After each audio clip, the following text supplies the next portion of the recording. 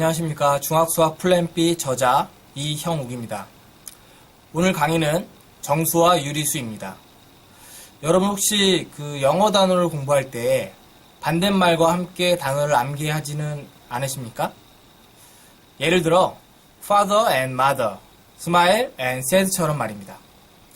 일상생활 속에서도 이렇게 서로 반대되는 상황을 표현한 용어들을 종종 볼 수가 있습니다. 보는 바와 같이 기온을 의미하는 영상과 영하, 고도를 의미하는 해발과 해저, 그리고 손익을 의미하는 손해와 이익 등이 그러합니다. 그렇다면 이렇게 서로 반대되는 개념을 수학적으로 어떻게 표현할 수 있을까요? 예를 들어 영상 5도와 영하 5도를 각각 어떤 숫자로 표현하면 좋을지 묻는 것입니다. 현재 기온이 0도일 때 현재보다 5도씨 올라간 경우인 영상 5도씨와 5도씨 내려간 경우인 영하 5도씨를 덧셈과 뺄셈식으로 표현해보면 다음과 같습니다. 이제 좀 감이 오시나요? 그렇습니다.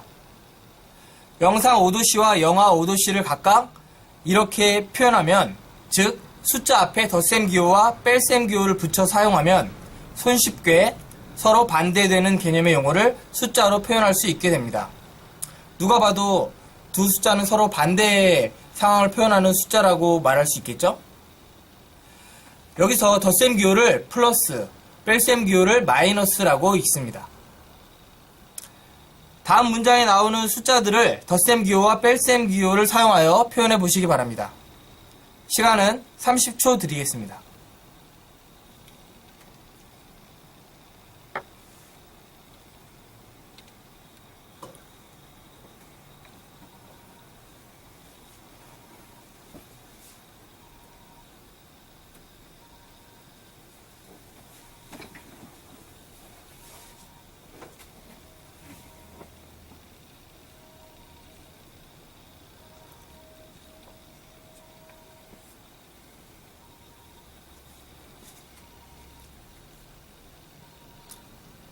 어렵지 않죠?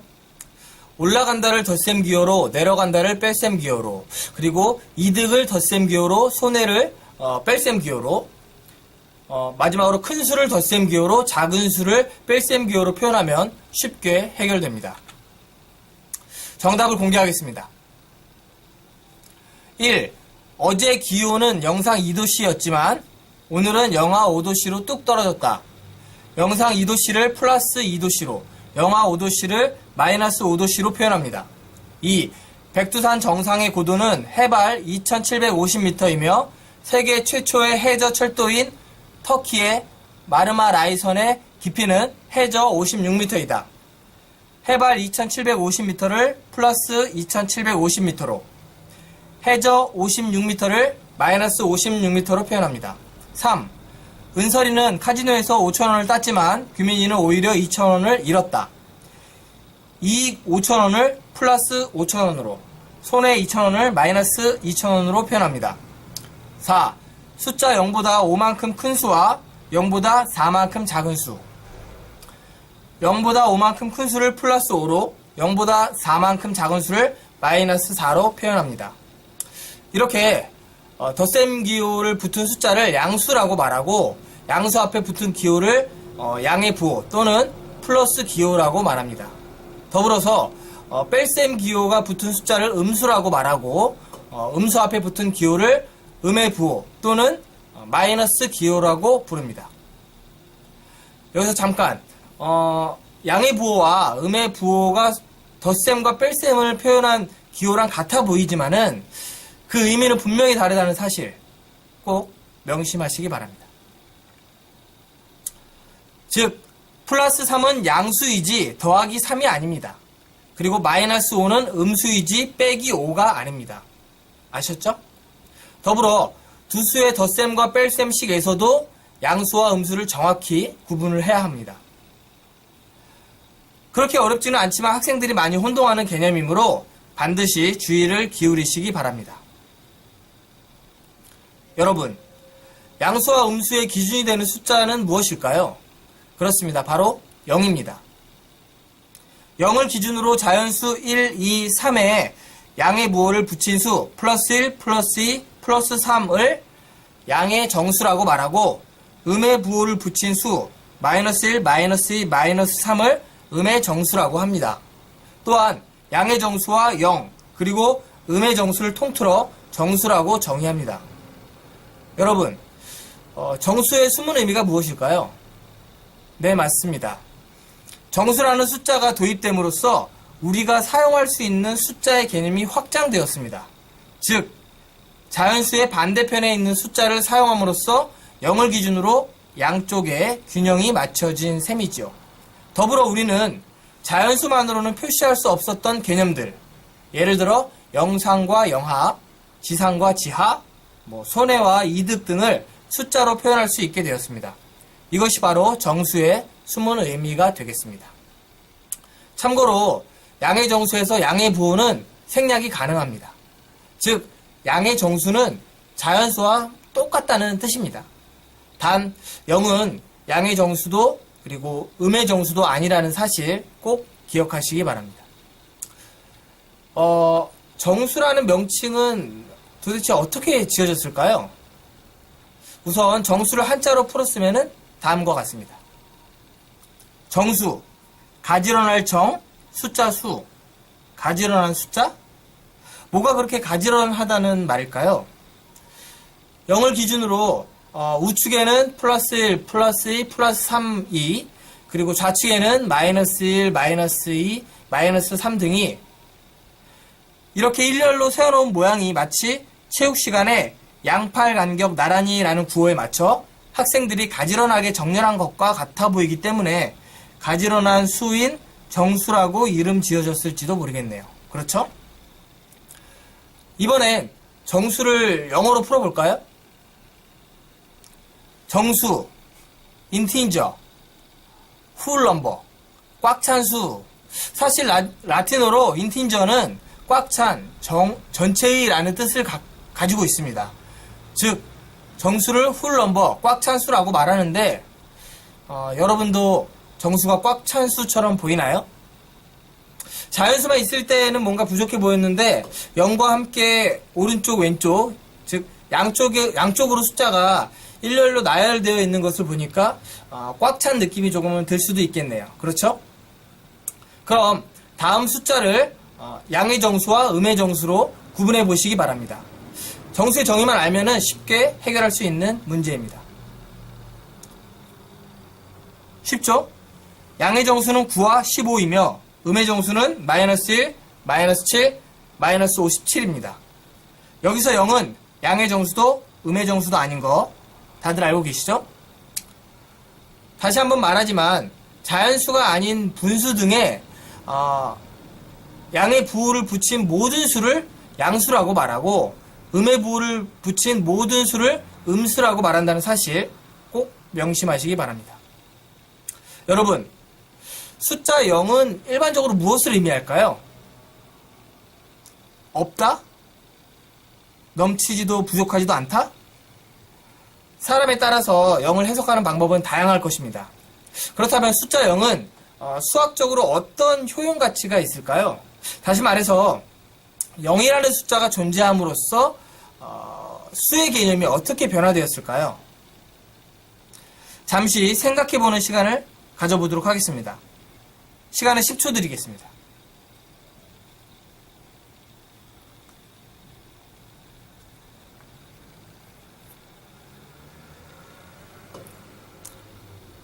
조금 어렵나요? 그럼 함께 생각해 보도록 하겠습니다. 사실 0이 없던 시절에는 사람들이 더 큰 숫자를 만들어낼 때 1, 10, 100, 1000, 만, 억, 조 이런 단위를 사용하여 숫자를 표현해야 했습니다. 그렇죠?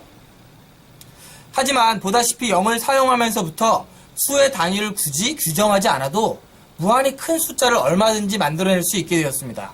즉 0은 십진법에 있어서 숫자에 대한 개념을 무한히 확장할 수 있도록 도와줍니다. 이것이 바로 0이라는 숫자가 갖는 가장 큰 수학적 의의가 아닐까 싶습니다. 참고로 0의 탄생지는 인도인데요. 기원전 2세기경 불교에서는 한자로 공을 써서 0을 대신했다고 합니다. 그리고 7세기에 비로소 지금의 0이라는 숫자가 등장했다고 하네요. 가지런한 숫자인 정수를 좀 더 보기 편하게 표현하는 방법이 있습니다. 과연 그게 뭘까요? 그렇습니다. 바로 수직선에 정수를 표시하는 것입니다. 여러분, 혹시 수직선이 한자로 무엇인지 아십니까? 많은 학생들이 수직선의 개념을 혼동하고 있는데요. 여기서 말하는 수직선이란 수직인 선이 아닌 수를 표현한 직선을 말합니다. 수직선에 대해 좀 더 명확히 정의하면 다음과 같습니다.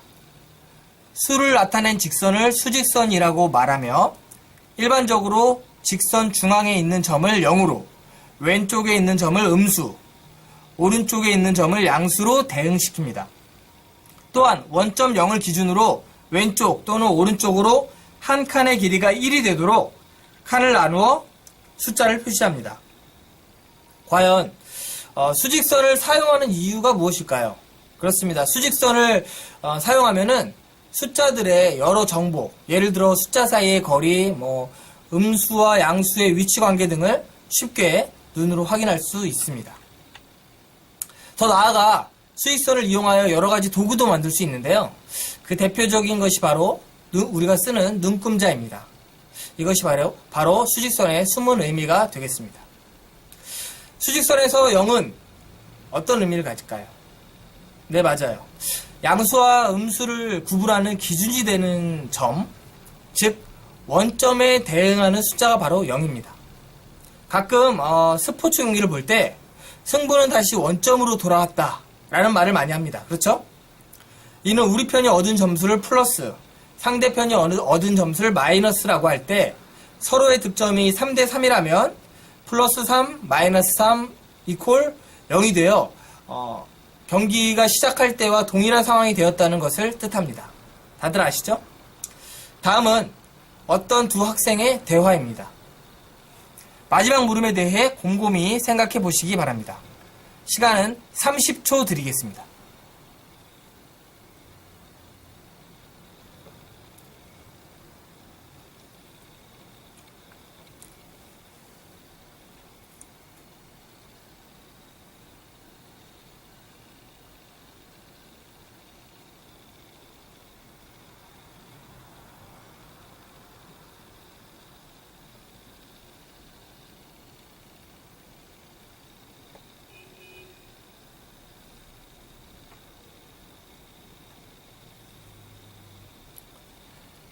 조금 어렵나요? 그럼 함께 답을 찾아보도록 하겠습니다. 여러분, 분수는 단순히 숫자의 형태를 보고 지어진 명칭입니다. 그렇죠? 그리고 모든 정수는 분수로 나타낼 수가 있습니다. 예를 들어 정수 4를 분수 1분의 4로 나타낼 수 있는 것처럼 말이죠. 즉, 여기서는 분수 말고 다른 명칭이 필요하다는 것을 의미합니다. 그렇다면 정수를 포함하여 마이너스 3분의 2, 플러스 6분의 7과 같은 수를 통틀어 뭐라고 부를까요? 이제 자연수, 정수가 아닌 새로운 개념의 숫자가 필요할 때입니다. 수학에서는 이러한 숫자를 유리수라고 부릅니다. 더불어 분모와 분자가 자연수인 분수에 양의 부호를 붙인 수를 양의 유리수라고 말하고 음의 부호를 붙인 수를 음의 유리수라고 정의합니다. 또한 양의 유리수와 음의 유리수, 0을 통틀어 유리수라고 칭합니다. 이해가 되시나요? 수학적으로 유리수를 정의하면 다음과 같습니다. 두 정수 A, B에 대하여 B분의 A 꼴로 표현되는 수를 유리수라고 말합니다. 보아하니 유리수 또한 우리가 사용하는 숫자의 개념을 확장시켜주는군요. 그렇죠? 즉, 숫자의 개념을 좀 더 세분화했다고 말할 수 있습니다. 참고로 양의 정수와 같이 양의 유리수도 플러스 부호를 생략할 수 있습니다. 조금 어렵나요? 그럼 잠시 쉬어가도록 하겠습니다. 여러분, 유리수라는 명칭은 어떻게 지어졌을까요? 이번에도 한자로 풀어 설명해 볼까요? 유리수, 있을유, 이치리, 숫자수, 이치에 맞는 수, 이치에 맞는 숫자라. 유리수가 정말 이치에 맞는 수일까요? 수학자들은 무엇을 보고 그렇게 판단했을까요? 이해가 잘 가지 않죠? 그러면 이번엔 영어로 풀어 설명해 보도록 하겠습니다. 유리수, rational number, 합리적인 수? 이것 또한 이치에 맞는 숫자와 거의 비슷한 뜻입니다. 도대체 이치에 맞고 합리적인 숫자가 왜 유리수라는 말인지 도통 이해가 되질 않습니다. 그렇죠? 하지만 레셔널의 어원인 라틴어 레이쇼의 뜻을 확인해 보면은 어렵지 않게 우리는 유리수에 대한 명칭의 의문을 풀어낼 수가 있을 것입니다. 라틴어 레이쇼의 뜻은 바로 비 또는 비율을 의미합니다. 즉 유리수는 두 정수 A, B의 비율로 표현되는 모든 숫자를 말합니다. 이를 영어로 번역하면 레셔널 넘버가 되고 이것을 다시 한자어로 번역하면 유리수가 되는 것입니다. 만약 레이쇼의 뜻을 제대로, 그러니까 다시 말해서 두 정수 A, B의 비율로 표현되는 숫자의 개념을 생각하면서 레셔널 넘버를 번역했다면 유리수가 아니라 바로 유비수가 되었을 것입니다. 유비수, 즉 비율이 있는 숫자인 셈이죠. 여러분도 유비수가 유리수보다 좀 더 수학적으로 맞는 표현이라고 생각하시나요? 참고로 정수 또한 분수로 표현할 수 있으므로 정수도 유리수에 포함됩니다. 아직도 유리수가 어렵나요? 그렇다면 유리수를 하나씩 분류해 보도록 하겠습니다. 좀 더 쉽게 유리수의 개념을 이해할 수 있을 것입니다. 일단 정수와 정수가 아닌 수로 유리수를 구분해 볼 수 있습니다. 그렇죠? 다음으로 정수를 양의 정수, 0, 음의 정수로 분류해 볼 수 있습니다. 어떠세요? 이제 유리수가 어떤 숫자인지 대충 감이 오시죠? 다음 수를 양의 정수, 음의 정수, 정수가 아닌 유리수로 구분해 보시기 바랍니다. 어렵지 않죠? 정수와 정수가 아닌 수만 잘 구분하면 쉽게 답을 찾을 수 있을 것입니다. 네, 그렇습니다. 양의 정수는 5, 2분의 10, 12분의 36, 플러스 11이고 음의 정수는 마이너스 1, 마이너스 4입니다. 그리고 정수가 아닌 유리수는 플러스 3분의 7, 마이너스 15분의 28입니다. 쉽죠? 이번엔 유리수를 수직선에 표시해 보도록 하겠습니다. 여기서 음의 유리수를 수직선에 표시하는 것이 다소 어렵게 느껴질 수도 있을 것입니다. 일단 분수를 수직선에 표시하기 위해서는 먼저 수직선의 한 칸을 분모의 값으로 나누어야 합니다. 하지만 음수의 경우 0을 기준으로 왼쪽 방향으로 숫자를 표시해야 한다는 사실 꼭 명심하시기 바랍니다. 어떠세요? 감이 오시나요? 여기서 퀴즈입니다. 과연 수직선에는 모든 유리수를 표시할 수 있을까요? 그렇습니다. 보는 바와 같이 모든 유리수는 정수 플러스 진분수꼴로 표현되기 때문에 수직선에 표시할 수 있습니다. 마찬가지로 가분수를 대분수 또는 소수로 변형하면 손쉽게 수직선에 표시할 수 있다는 사실도 함께 기억하고 넘어가시기 바랍니다. 잠깐, 수직선에 있는 모든 점들이 유리수와 1대1로 대응될까요? 사실 그렇지는 않습니다. 말인즉슨 유리수가 아닌 또 다른 수가 존재한다는 뜻입니다. 바로 유리수의 반대 개념인 무리수라는 숫자인데요. 무리수에 대해서는 중학교 3학년 때 자세히 배우도록 하겠습니다. 이제 강의를 마무리할 시간이네요. 여러분, 오늘 배운 내용이 뭐였죠? 그렇습니다. 정수와 유리수의 정의, 그리고 수직선에 대한 개념입니다. 이 내용을 엔딩 화면으로 띄우면서 오늘 강의를 마치도록 하겠습니다. 각자 스스로 개념을 잘 정리해 보시기 바랍니다. 감사합니다.